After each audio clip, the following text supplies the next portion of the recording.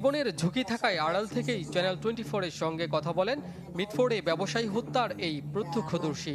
জানান, সোহাগ হত্যার পরিকল্পনা হয় 2 দিন আগেই সলিমুল্লাহ মেডিকেলের 4র্থ শ্রেণী সরকারি কর্মচারী সমিতিতে। সেই বৈঠকে ছিলেন সমিতির সভাপতি মোজাফফর হোসেন বাবুলও।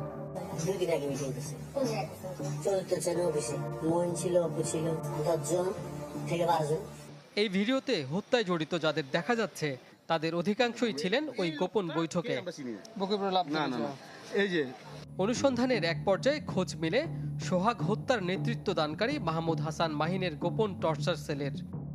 আমি যেখানে দাঁড়িয়ে আছি এটি মিটফোর্ড হাসপাতাল সংলগ্ন একটি ভবনের 3য় তলা, যেখানে মহিন তাদের কথার অবাধ্য যারা হতো তাদেরকে ধরে এনে মারধর করত, টর্চার চালাতো। এই ধরনের ভুক্তভোগী কিন্তু আমরা পেয়েছি। এটা ওনারা এইসব বস্তা আড্ডা মোটে এটাই ওনাদের ছিল। মানুষজনের নিয়ে আইসা মাইর দূর করা হইতো, যেমন আমরাও মাইর খেয়েছি, আমাদেরও বাসায় 3বার লোক যাওয়া হয়েছে।